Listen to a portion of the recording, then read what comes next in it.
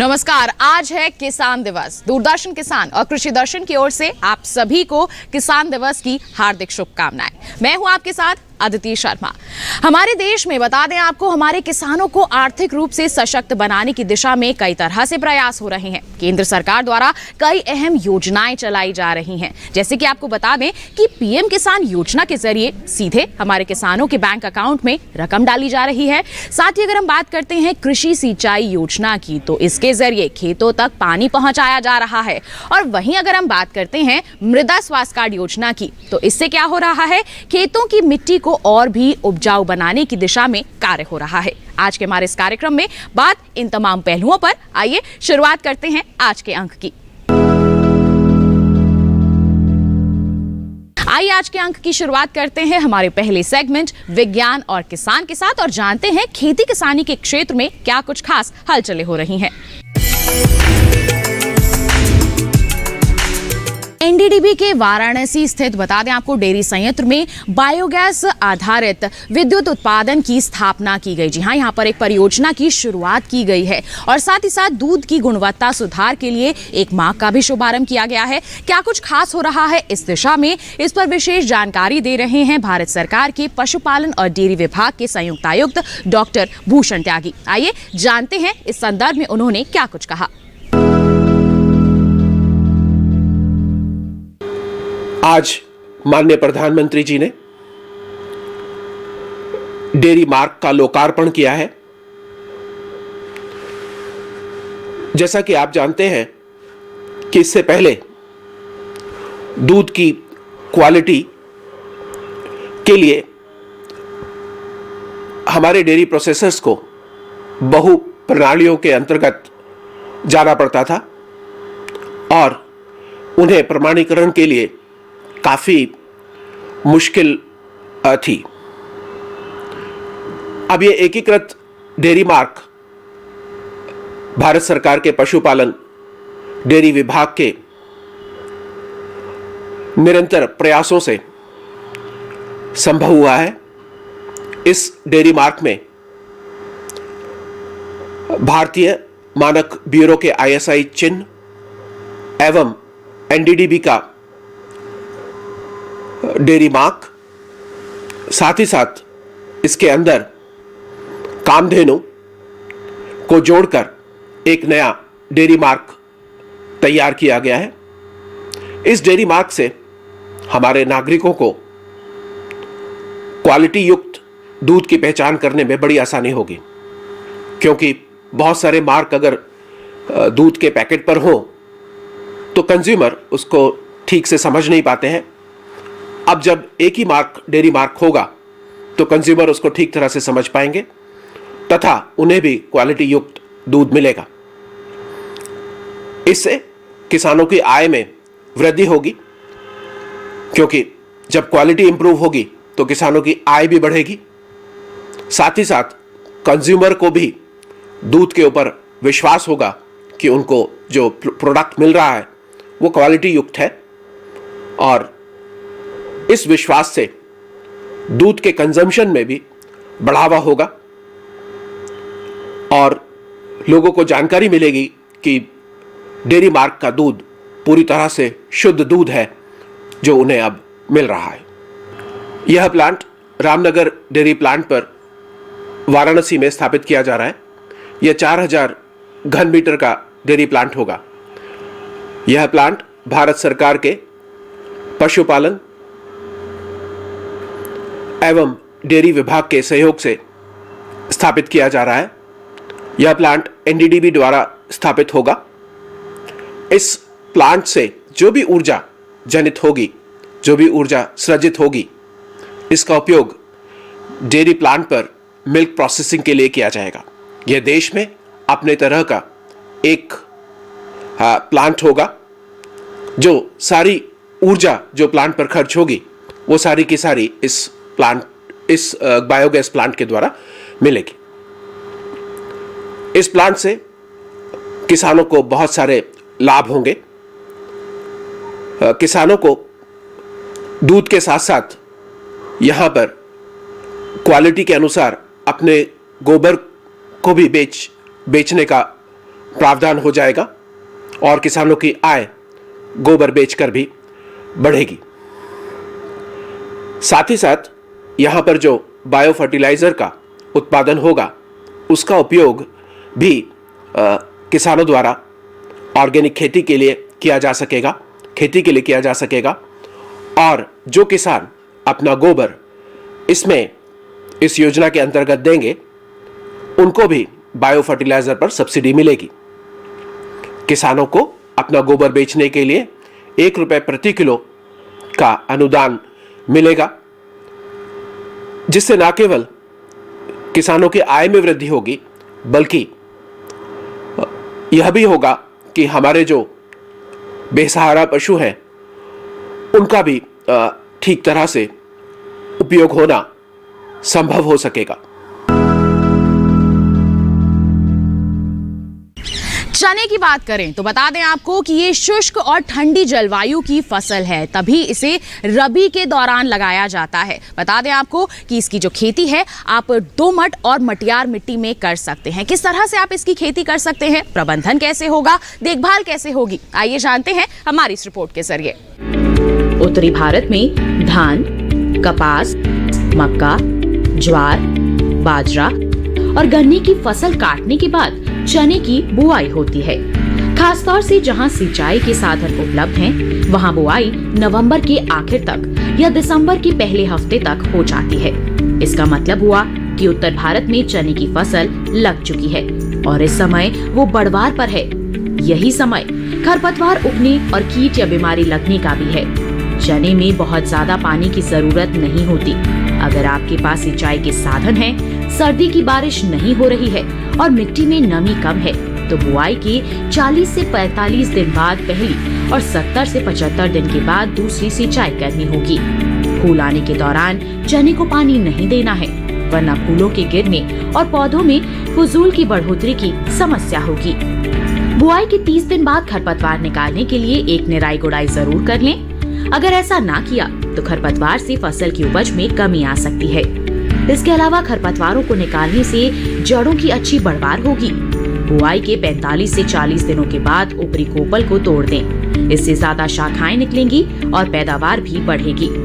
देर से बोई गई फसल में शाखाएं निकलते समय या फली बनते समय 2% यूरिया या फिर DAP के घोल का छिड़काव कर लें। इससे भी अच्छी पैदावार में मदद मिलेगी।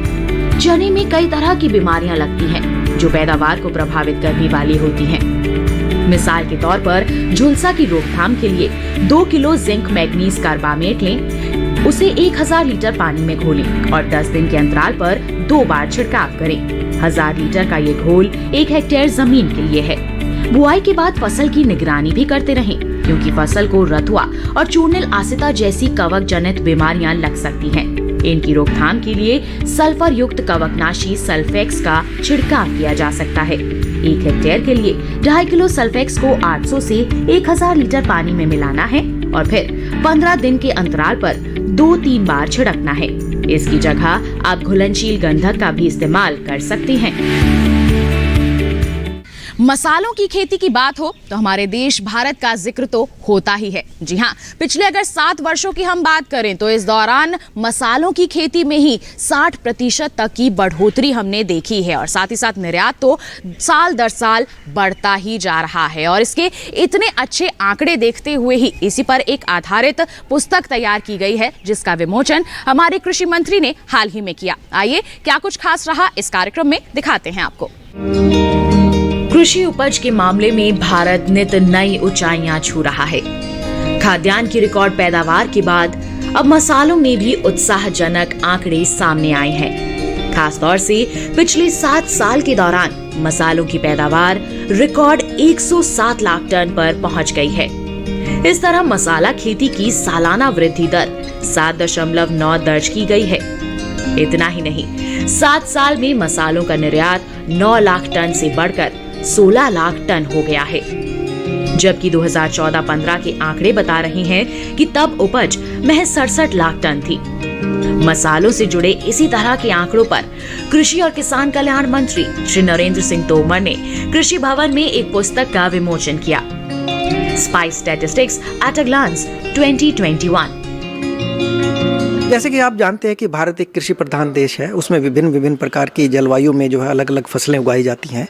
तो जितने मसाले हैं वो भी एक वर्ग है जो बागवानी फसलों के अंतर्गत आता है, और हम पूरे विश्व में प्रथम नंबर के उत्पादक भी हैं और उसके जो एक तरह से कंज्यूमर भी हैं, और साथ साथ में एक्सपोर्ट भी करते हैं। तो जितने भी हमारे मसाले हैं इन सबको प्रोत्साहित करने के लिए, इसमें मसालों को हम लोगों ने 2 वर्ग में बांटा है। कुछ ऐसे मसाले हैं जो मैं ये कहूँगा कि आर्द्र क्षेत्र के हैं और कुछ शुष्क क्षेत्र के भी हैं। तो सभी अलग अलग जलवायु के लिए जो है मसाले जो है हमारे देश में की जलवायु बिल्कुल उनके लिए कारगर है, और उसमें जो है इनका उत्पादन हो रहा है। और अभी जो हमारा उत्पादन है वो करीब जो है वो मैं ये कहूँगा कि उसका जो उत्पादन है 67.9 लाख मीट्रिक टन से बढ़ करके 107 लाख मीट्रिक टन हो गया है। और 2014-15 के कंपैरिजन में अगर हम 2020-21 का आंकड़ा देखें तो इसमें 60% जो है उत्पादन में बढ़ोतरी हुई है, और गुणवत्ता में भी बढ़ोतरी हुई है। और गुणवत्ता में बढ़ोतरी होने की वजह से हमारा जो एक्सपोर्ट है वो भी बढ़ा है। 2014-15 का अगर हम आंकड़ा उठा करके देखें तो उस समय करीब 14,899 करोड़ के मसालों का हम लोग जो है दूसरे देशों में भेजते थे और उससे रेवेन्यू जनरेट होता था। लेकिन अब वही रेवेन्यू बढ़ करके 29,235 करोड़ रुपया जो मसालों को निर्यात करके हमारा देश जो है ये विदेशी मुद्रा अर्जित कर रहा है। तो ये एक मैं ये कहूँगा कि एक हमारा उपलब्धि है। और क्योंकि इसमें जो mission for integrated development of horticulture बागवानी मिशन कार्यक्रम भारत सरकार ने चलाया है, कृषि मंत्रालय ने चलाया, उसके तहत नर्सरी बनाने के लिए, क्षेत्र विस्तार के लिए और गुणवत्ता में सुधार लाने के लिए marketing support, infrastructure, micro irrigation, इस तरह के बहुत सारे ऐसे कार्यक्रम जो प्रधानमंत्री कृषि सिंचाई योजना और mission for integrated development of horticulture और अन्य मिशन प्रोग्राम के तहत जो है कार्यक्रम चलाए गए, और उसका लाभ जो है निकल करके सामने आ रहा है। और उसके लिए एक पुस्तिका हम लोगों ने स्टैटिस्टिक्स, स्पाइसी स्टैटिस्टिक्स 2021 विमोचन किया गया। इस पुस्तिका में पूरा वर्णन है कि कितने क्षेत्र में खेती होती है और कितना उत्पादन होता है। वर्षों से जो है इसका उत्पादन हो रहा है, तो वो उत्पादन कैसे श्रृंखला वाइज जो है वो बढ़ा है और एक्सपोर्ट कैसे बढ़ा है, प्राइस में क्या डिफरेंस आया है, और जितने भी हमारे स्टेक होल्डर्स हैं उन सब के लिए जो है इसमें अभूतपूर्व जानकारी इस पुस्तिका में दी गई है। और सभी हितधारकों के लिए यह एक प्रकार के मार्गदर्शिका का काम करेगी, जिससे कि नीति निर्धारक जो है इस पुस्तिका को प्रयोग करेंगे, विद्यार्थी प्रयोग करेंगे, वैज्ञानिक भी इसका प्रयोग करेंगे, और जितने मार्केटिंग से रिलेटेड और इंडस्ट्री जो है स्पाइसेस सेक्टर से रिलेटेड वो भी इस पुस्तक का अच्छे ढंग से जो है उपयोग कर पाएंगे। मसाले बागवानी फसलों में आते हैं और बागवानी फसलों की निर्यात आय में इनका योगदान 41% है। समुद्री उत्पाद, गैर बासमती चावल और बासमती चावल के बाद सबसे ज्यादा निर्यात आय मसालों से ही हो रही है। इसका मतलब हुआ कि भारतीय मसालों की खुशबू पूरी दुनिया में महसूस की जा रही है। जानकारों का मानना है कि मसालों की ये कामयाबी एकीकृत बागवानी मिशन, राष्ट्रीय कौशल विकास योजना, परंपरागत कृषि विकास योजना और प्रधानमंत्री कृषि सिंचाई योजना जैसी अहम योजनाओं की वजह से हो पाई है। दूसरी ओर कोरोना महामारी के दौरान मसालों को स्वास्थ्य पूरक के रूप में मान्यता मिली है, जिससे मसालों की मांग में जबरदस्त बढ़ोतरी देखी गई। खासतौर से हल्दी, अदरक, जीरा और मिर्च के निर्यात में अच्छा खासा इजाफा हुआ है। तो इसी के साथ किसान भाइयों बहनों, कृषि दर्शन कार्यक्रम में वक्त हो चला है एक छोटे से ब्रेक का। आप कहीं मत जाइए, ब्रेक के बाद हम आपको दिखाएंगे हमारा अगला सेगमेंट कृषि स्टार्टअप। बने रहिए दूरदर्शन किसान पर, देखते रहिए हमारा कार्यक्रम कृषि दर्शन।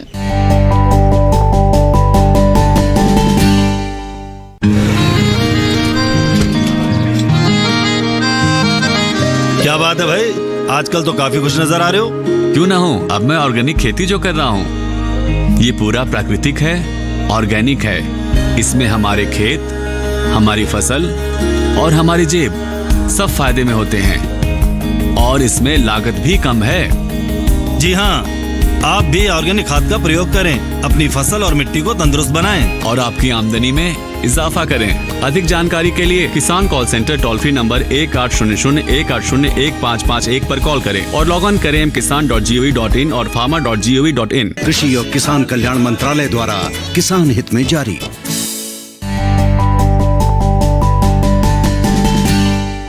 ब्रेक के बाद दूरदर्शन किसान के कार्यक्रम कृषि दर्शन में आप सभी का फिर से स्वागत है।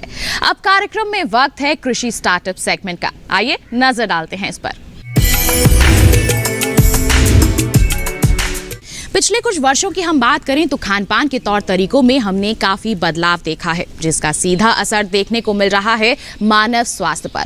और इसकी एक बहुत बड़ी वजह है रासायनिक उर्वरकों का होता अंधाधुंध इस्तेमाल। ऐसे में जरूरी है कि हम खेती किसानी के तौर तरीकों में बदलाव लाएं। तो क्यों ना शुरुआत करें हम देसी बीजों के चयन से। बता दें आपको कि ऐसा ही एक अहम योगदान दिया है पद्मश्री पुरस्कार से सम्मानित हमारी सफल महिला किसान राहीबाई सोमा पोपेरे ने। आइए मुलाकात करते हैं इनसे, जानते हैं किस तरह से ये खेती के परिवेश में बदलाव ला रही हैं।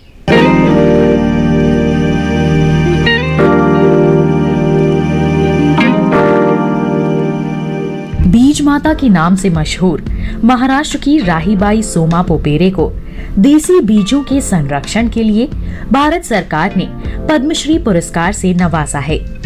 जिला कुंभालने के अंबेडकर नगर की रहने वाली राहीबाई ने अपने कच्चे घर में बीज बैंक बना रखा है।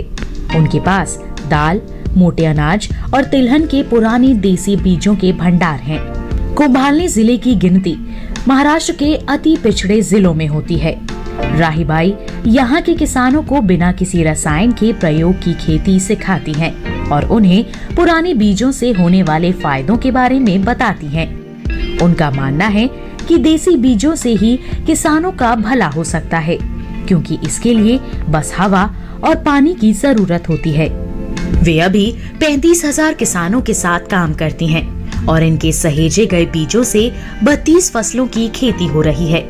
उन्होंने बताया, 20 साल पहले जब मैंने पुराने बीजों को सहेजना शुरू किया था, तब मेरे घर वाले मेरे ऊपर हंस रहे थे, लेकिन मैंने घर में मना कर दिया था कि बाजारों में मिलने वाले हाइब्रिड बीज से हम खेती नहीं करेंगे और ना ही उस फसल को खाएंगे। 12 साल की उम्र में मेरी शादी हो गई थी। मैं कभी स्कूल नहीं गई, लेकिन खेती के नए तरीके सीखना चाहती थी। शुरू में सब्जियों की खेती पुराने बीजों से शुरू की। तब लोग कहते थे कि इससे कुछ पैदा नहीं होगा। वे आगे कहती हैं, राहीबाई ने पुरानी पद्धति और तकनीकों को ध्यान में रखकर जैविक खेती को एक नया आयाम दिया है। इन्होंने 50 एकड़ से भी ज्यादा भू संरक्षण की, उसमें कई तरह की सब्जियां और धान उगाने का काम किया है। राहीबाई सीड बैंक में पके हुए बीजों को सुरक्षित रखती हैं और ये बीज किसानों को कम सिंचाई में अच्छी फसल देते हैं। आदिवासी परिवार की महिला जो अपनी खेती से पूरे देश का ध्यान अपनी ओर खींचती है। इन्होंने अपने बेमिसाल हौसले की बुनियाद पर अपने ही गांव की 3,500 महिलाओं को खेती से जोड़कर अपने पैरों पर खड़ा करने की ताकत दी। अपने दुख दर्द भूलकर जिंदगी की इमारत की नींव रची। राहीबाई सोमा पोपेरे का मानना है, हम जो इतना बीमार हो रहे हैं उसके लिए हमारा जहर युक्त खाना ही जिम्मेदार है। यही कारण है मैंने बीजों के देसी किस्मों पर अधिक जोर दिया और सफलता हासिल की। हम इतना उगा सकते हैं जिससे हमारा काम चल जाएगा, इसलिए हमें खेती की पुरानी पद्धति और देसी बीजों की ओर लौटना होगा। हमारे किसान आर्थिक रूप से सशक्त रहें, इसके लिए हमारी सरकार निरंतर प्रयासरत है और इस दिशा में बता दें आपको कि पीएम किसान योजना की शुरुआत की गई है, जिसकी 9 किस्तें अभी तक जारी की जा चुकी हैं। अगली किस्त का इंतजार हो रहा है। किस तरह से इससे आप जुड़ सकते हैं, आइए जानते हैं। प्रधानमंत्री किसान सम्मान निधि को पीएम किसान के नाम से भी जाना जाता है। इस योजना के जरिए किसानों के खाते में सीधे नकद रकम पहुंचती है। इसके तहत केंद्र सरकार साल भर में हर किसान परिवार को 6,000 रुपए दे रही है। पैसे के लिए साल भर का इंतजार ना करना पड़े, इसलिए रकम 2-2 हजार की 3 किस्तों में दी जाती है। यानी हर 4 महीने में किसान परिवार के पास 2,000 रुपए पहुंच जाते हैं। इस राशि से वो उर्वरक, बीज, कीटनाशक या कोई और जरूरी सामान खरीद सकते हैं। योजना से करीब 12 करोड़ किसान परिवार जुड़ चुके हैं। परिवार की परिभाषा में पति, पत्नी और नाबालिग संतान आते हैं। पीएम किसान योजना की घोषणा 1 फरवरी 2019 को आम बजट के दौरान हुई थी और इसे 24 फरवरी को लॉन्च किया गया, लेकिन शुरुआत दिसंबर 2018 से ही मानी गई। इस तरह फरवरी 2019 में सम्मान निधि की पहली किस्त जारी की गई और अब तक इसकी 9 किस्तें आ चुकी हैं। इन 9 किस्तों में 1,60,000 करोड़ रुपए से ज्यादा की रकम किसानों के खाते में डाली जा चुकी है। 10वीं किस्त की तैयारी चल रही है। ये पूरी तरह से केंद्र सरकार की योजना है, यानी इसमें राज्यों को अपनी तरह से एक पाई भी खर्च नहीं करनी है। हाँ, किसान की पहचान करने की जिम्मेदारी राज्य सरकारों पर है। शुरुआत में इस योजना को सिर्फ छोटे और सीमांत किसानों के लिए चलाया गया था, लेकिन बाद में सभी किसानों को शामिल कर लिया गया। हमें जो प्रधानमंत्री किसान निधि योजना है उसमें 2000 आ रहा है, वो लाभकारी है, जो हमें बेनिफिट मिल रहा है। इस बार एक और बदलाव किया गया है और वो है कि अब किसानों को eKYC भी करानी होगी। योजना का लाभ उठाने के लिए रजिस्ट्रेशन जरूरी है। इसके लिए पंचायत सचिव या पटवारी या स्थानीय कॉमन सर्विस सेंटर के अलावा नजदीकी डाकघर से भी संपर्क कर सकते हैं। आप चाहें तो घर बैठे ऑनलाइन भी आवेदन किया जा सकता है। बस आपको वेब पोर्टल www.pmkisan.gov.in पर जाना होगा। इसी पोर्टल पर eKYC की सुविधा भी उपलब्ध है। सम्मान निधि योजना का फॉर्म भरने के बाद लाभकारी किसानों के नामों की सूची पंचायत पर लगाई जाती है। इसके अलावा मोबाइल पर SMS भी भेजा जाता है। इसी के साथ किसान भाइयों बहनों कार्यक्रम में वक्त हो चला है एक और छोटे से ब्रेक का। आप कहीं मत जाइए, ब्रेक के बाद हम आपको दिखाएंगे हमारा अगला सेगमेंट फार्मिंग इंडिया। बने रहिए दूरदर्शन किसान पर, देखते रहिए हमारा कार्यक्रम कृषि दर्शन।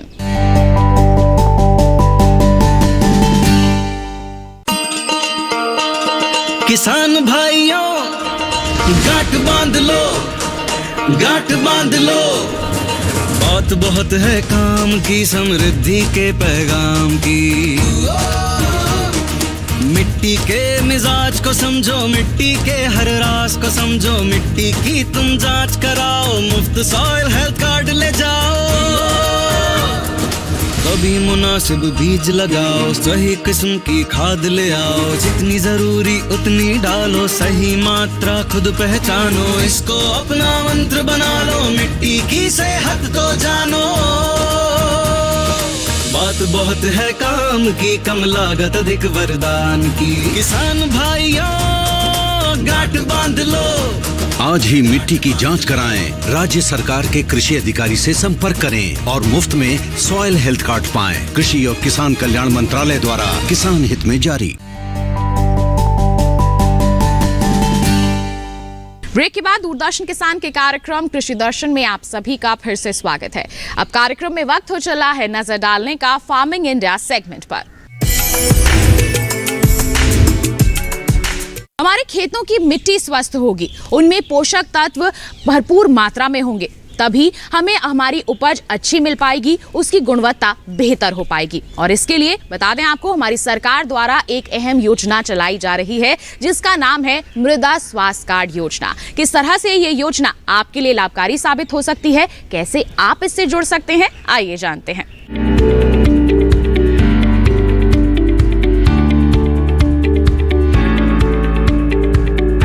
मिट्टी की कमजोर सेहत का असर फसलों की पैदावार और गुणवत्ता दोनों पर पड़ रहा है। साथ ही फसल लागत भी बढ़ती जा रही है। इसी समस्या के समाधान के लिए केंद्र सरकार ने 2015 में सॉइल हेल्थ कार्ड यानी मृदा स्वास्थ्य कार्ड योजना शुरू की थी। ये वही साल था जिसे अंतर्राष्ट्रीय मृदा वर्ष के रूप में मनाया गया। एक ऐसी योजना जो खेत की मिट्टी में कमजोरियों का भी पता लगाती है और बताती है कि मिट्टी में कौन सी पोषक तत्व की कमी हो रही है। ज्यादा फसलें, उर्वरकों और कीटनाशकों का अंधाधुंध और असंतुलित इस्तेमाल मिट्टी की उपजाऊ शक्ति को लगातार कमजोर कर रहा है। जानकारी की कमी से किसान खेतों में रासायनिक उर्वरकों का इस्तेमाल कर रहे हैं, भले ही उस उर्वरक की जरूरत हो या ना हो। किस खेत की मिट्टी को कौन सा तत्व चाहिए और कौन सा नहीं, ये सब जानने के लिए उसकी जांच जरूरी है। मृदा स्वास्थ्य कार्ड यही काम करता है। ये योजना पूरे देश में लागू है और मिट्टी की जांच के लिए देश भर में ही मिट्टी जांच की प्रयोगशालाएं स्थापित की गई हैं, जांच के बाद मिट्टी के गुण दोष की सूची तैयार होती है और फिर किसान को ये बताया जाता है कि उन्हें खेत में कौन सा पोषक तत्व कितनी मात्रा में डालना है। परीक्षण से ये भी पता चलता है कि किसान को कौन सी फसल बोनी चाहिए। अगर किसान कोई और फसल बोना चाहे तो अधिकारी फिर उसी फसल के हिसाब से पोषण का सुझाव देंगे। ये योजना सभी 14 करोड़ किसानों के लिए बिल्कुल मुफ्त है। पहला चरण 2015-2017 तक था। इसमें 10,73,89,421 कार्ड वितरित किए गए, जबकि 2017 से 2019 के बीच दूसरे चरण में 11,97,76,344 कार्ड बांटे गए।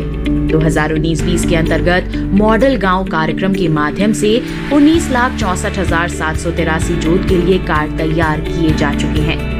फरवरी तक के आंकड़ों से पता चलता है कि 2019-20 के दौरान मध्य प्रदेश, छत्तीसगढ़, गुजरात, महाराष्ट्र, पंजाब, राजस्थान, हिमाचल प्रदेश और झारखंड के अलावा कई और राज्यों में 100 के 100% किसानों को इस योजना के तहत कवर कर लिया गया है।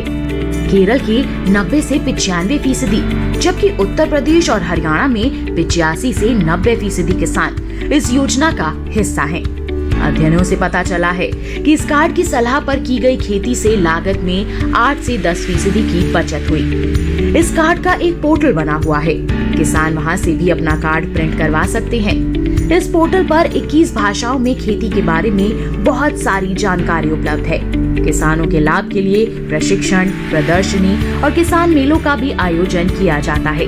2019-20 के दौरान आदर्श ग्राम विकास के नाम से एक परियोजना शुरू की गई, जिसके तहत खेतों से मिट्टी के नमूने उठाए गए।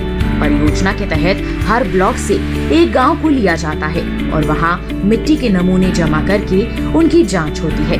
इस तरह हर गांव में 1 हेक्टेयर रकबे की जमीन से नमूने लिए जाते हैं। तो किसान भाइयों बहनों, ये था हमारा आज का कार्यक्रम कृषि दर्शन। एक विशेष जानकारी आपको दे दें, हमारा ये कार्यक्रम आप दोबारा देखना चाहते हैं तो आप हमारे YouTube चैनल का रुख कर सकते हैं। टीवी स्क्रीन पर दिखाई जा रहे QR कोड को स्कैन कीजिए, सीधा पहुंच जाएंगे हमारे YouTube चैनल पर। आप देख सकते हैं हमारा ये कार्यक्रम कृषि दर्शन। साथ ही आपको बता दें, जुड़ना चाहते हैं आप हमसे, अपने कोई सुझाव हम तक पहुंचाना चाहते हैं तो आप हमें ईमेल कर सकते हैं। हमारी ईमेल ID है krishidarshan@gmail.com। साथ ही आपको हमारा पता भी बता देते हैं। हमारा पता है कृषि दर्शन, कमरा number 59A, CPC Doordarshan, Khelgaon, नई दिल्ली 110049। तो बस आज के लिए इतना ही। अगले अंक में होगी आपसे मुलाकात, तब तक के लिए दीजिए इजाजत। आप बने रहिए दूरदर्शन किसान पर। नमस्कार।